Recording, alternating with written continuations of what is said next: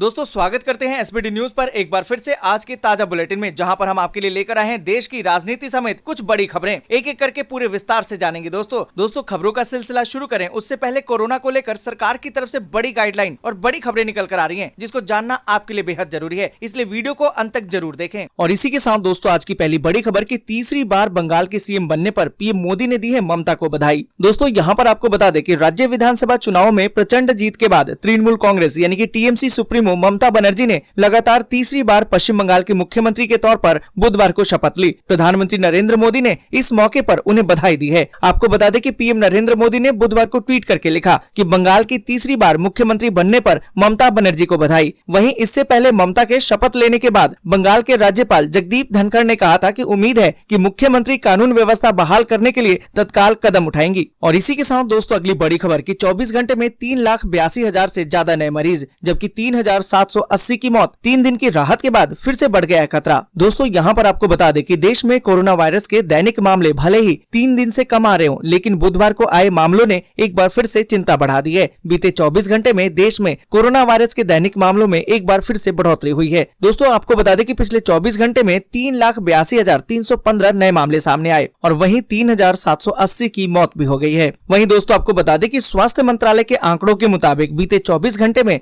देश में 3,38,439 मरीज ठीक भी हुए हैं। और इसी के साथ दोस्तों अगली बड़ी खबर की यूपी में सोमवार तक बढ़ाया गया लॉकडाउन, कोरोना के बढ़ते मामलों के कारण लिया गया फैसला। दोस्तों यहाँ पर आपको बता दें कि उत्तर प्रदेश में कोरोना के कारण बने गंभीर हालात को देखते हुए योगी आदित्यनाथ सरकार ने लॉकडाउन सोमवार तक के लिए बढ़ा दिया है। अभी तक गुरुवार सुबह 7 बजे तक ही बंद की घोषणा की गई थी, पर स्थिति के मद्देनजर लॉकडाउन को बढ़ा दिया गया है और ये आदेश मुख्यमंत्री योगी आदित्यनाथ ने टीम 9 के साथ बैठक करके दिया है। दोस्तों यहाँ पर आपको बता दें कि 29 अप्रैल को योगी सरकार ने प्रदेश में शुक्रवार शाम 8 बजे से मंगलवार सुबह 7 बजे तक लॉकडाउन करने का निर्णय लिया था और फिर इसे 3 मई को 2 दिनों के लिए बढ़ा दिया। इसके बाद आज मतलब बुधवार को इसकी मियाद अब सोमवार सुबह 7 बजे तक कर दी गई है। इसके साथ ही प्रदेश सरकार ने मास्क नहीं पहनने वालों पर कड़ी कार्रवाई के निर्देश भी दिए हैं। बिना मास्क के बाहर निकलने वालों पर पहली बार में 1,000 रूपए जुर्माना लिया जाएगा, दूसरी बार 10 गुना ज्यादा जुर्माना देना होगा। प्रदेश सरकार ने कोरोना प्रोटोकॉल कड़ाई से पालन कराने के निर्देश भी दिए हैं। और इसी के साथ दोस्तों अगली बड़ी खबर की बंगाल में बीजेपी कार्यकर्ताओं पर हमले, अवैसी ने ममता को दी है नसीहत। दोस्तों यहाँ पर आपको बता दें कि पश्चिम बंगाल में तृणमूल कांग्रेस की वापसी के बाद भारतीय जनता पार्टी यानी कि बीजेपी के दफ्तरों और कार्यकर्ताओं पर हमले हो रहे हैं। बीजेपी का कहना है कि मतगणना के बाद उनके कम से कम 9 कार्यकर्ताओं की हत्या कर दी गई है, उनके घरों और दुकानों को लूट लिया गया है। इस बीच एआईएमआईएम के चीफ अवैसी ने इन घटनाओं की निंदा करते हुए ममता बनर्जी को नसीहत दी है कि लोगों की जिंदगी बचाना उनका पहला कर्तव्य होना चाहिए। और इसी के साथ दोस्तों अगली बड़ी खबर की इस हफ्ते लगातार 3 दिन बंद रहेंगे बैंक, काम निपटाने को बचा है सिर्फ इतना टाइम। दोस्तों यहाँ पर आपको बता दें कि बैंक की मई में 12 दिन छुट्टी है, इनमें 2 दिन छुट्टी बीत चुकी है, लेकिन इस हफ्ते बैंक लगातार 3 दिन बंद रहेंगे। अगर कोई भी जरूरी काम है तो आपके पास बुधवार और गुरुवार का ही दिन बचा हुआ है। इनमें 7 से 9 तारीख तक बैंक बंद रहेंगे। आपको बता दें कि आरबीआई के छुट्टी कैलेंडर के मुताबिक मई में जो 12 छुट्टियां पड़ रही हैं, उनमें दूसरा और चौथा शनिवार भी शामिल है। इन दिनों पब्लिक सेक्टर और प्राइवेट बैंक दोनों ही बंद रहेंगे। इनमें कई ऐसी छुट्टियां भी हैं जो राज्य के हिसाब से पड़ेंगी, जैसे कि ईद, भगवान परशुराम जयंती और बुद्ध पूर्णिमा। दोस्तों यहाँ पर आपको बता दें कि कैलेंडर के मुताबिक 7 तारीख को अलविदा की नमाज पड़ेगी, उस दिन कुछ राज्यों में छुट्टी है। इसके बाद 8 और 9 मई को सेकंड सैटरडे और संडे पड़ रहा है। इससे 3 दिन बैंक लगातार बंद रहेंगे। दोस्तों आगे बढ़े उससे पहले एक छोटी सी रिक्वेस्ट है, इस वीडियो को लाइक और दोस्तों के साथ शेयर करना बिल्कुल भी ना भूलें, क्योंकि आपका लाइक और शेयर ही हमारी मेहनत का फल होता है। और इसी के साथ दोस्तों अगली बड़ी खबर कि सुप्रीम कोर्ट ने मराठा आरक्षण को किया खत्म, कहा कि 50% की सीमा तोड़ना असमानता के खिलाफ। दोस्तों यहाँ पर आपको बता दें कि महाराष्ट्र सरकार की तरफ से दिए गए मराठा आरक्षण को सुप्रीम कोर्ट ने खारिज कर दिया है। 5 जजों की संवैधानिक बेंच ने आरक्षण पर सुनवाई करते हुए कहा कि इसकी सीमा को 50% से ज्यादा नहीं बढ़ाया जा सकता। इसके साथ ही अदालत ने 1992 के इंदिरा साहनी केस में दिए गए फैसले की समीक्षा करने से भी इनकार कर दिया है। सुप्रीम कोर्ट ने मराठा आरक्षण को खत्म करते हुए कहा कि ये 50% सीमा का उल्लंघन है। आपको बता दें कि अदालत ने कहा है कि ये समानता के अधिकार का हनन है। इसके साथ ही अदालत ने 2018 के राज्य सरकार के कानून को भी खारिज कर दिया है। और इसी के साथ दोस्तों अगली बड़ी खबर की केंद्र सरकार ने कहा कि राज्यों ने शुरू किया गरीबों और जरूरतमंदों को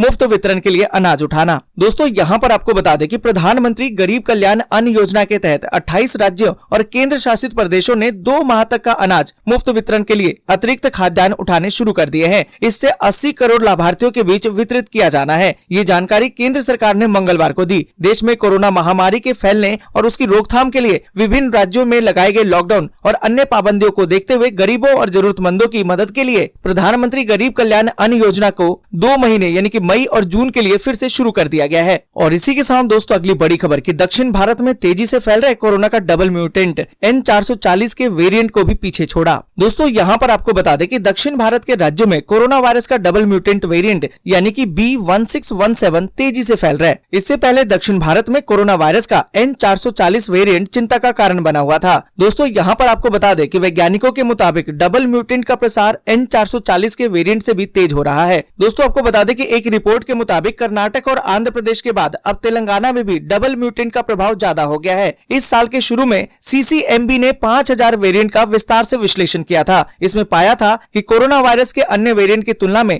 N440 के वेरिएंट दक्षिण भारत में बहुत ही तेजी से फैल रहे हैं। दोस्तों आपको बता दें कि कोरोना की पहली लहर के दौरान दक्षिण भारत में N440 के वेरिएंट चिंता का कारण बना था, लेकिन दूसरी लहर में डबल म्यूटेंट जैसे B1617 और B117 तेजी से इसकी जगह ले रहा है, यानी कि ज्यादा मरीजों में डबल म्यूटेंट का संक्रमण ही पाया जा रहा है। और इसी के साथ दोस्तों अगली बड़ी खबर कि दिल्ली में अब घटने लगा है कोरोना का ग्राफ, दैनिक मामले 20,000 से भी कम। दोस्तों यहाँ पर आपको बता दें कि देश की राजधानी नई दिल्ली में कोरोना वायरस के मामलों का ग्राफ धीरे धीरे नीचे आना शुरू हो गया है। दिल्ली सरकार की तरफ से 4 मई का हेल्थ बुलेटिन पेश किया गया और उसके अनुसार 24 घंटे के दौरान दिल्ली में कोरोना वायरस के मामले 20,000 से कम दर्ज किए गए हैं। कई दिनों के बाद दिल्ली के नए दैनिक कोरोना के मामलों का आंकड़ा 20,000 से नीचे दर्ज किया गया है। दिल्ली में पिछले 24 घंटे के दौरान 19,953 नए कोरोना के मामले मिले हैं। और साथ ही दोस्तों आपको बता दें कि दिल्ली में कोरोना के पॉजिटिविटी रेट में भी पहले के मुकाबले कुछ कमी आई है। अब पॉजिटिविटी रेट 26.73% है, जो एक समय था कि 35% से ऊपर थी। और इसी के साथ दोस्तों अगली बड़ी खबर कि सुप्रीम कोर्ट की टिप्पणी, सोमवार तक ठीक करे ऑक्सीजन की सप्लाई, मुंबई से सीखे दिल्ली। दोस्तों यहाँ पर आपको बता दें कि देश की राजधानी दिल्ली में जारी ऑक्सीजन के संकट का मामला अब सुप्रीम कोर्ट पहुंच गया है। दिल्ली हाई कोर्ट में लगातार इस मामले को सुना भी जा रहा है, लेकिन अब बुधवार को केंद्र सरकार ने सुप्रीम कोर्ट का रुख किया है और आज ही इस मामले पर सुनवाई की अपील भी की है। आपको बता दें कि ऑक्सीजन संकट पर बुधवार को सुप्रीम कोर्ट में सुनवाई हुई। केंद्र सरकार ने कोर्ट में बताया कि दिल्ली की मांग अधिक है, उसके मुताबिक संसाधन की जरूरत है।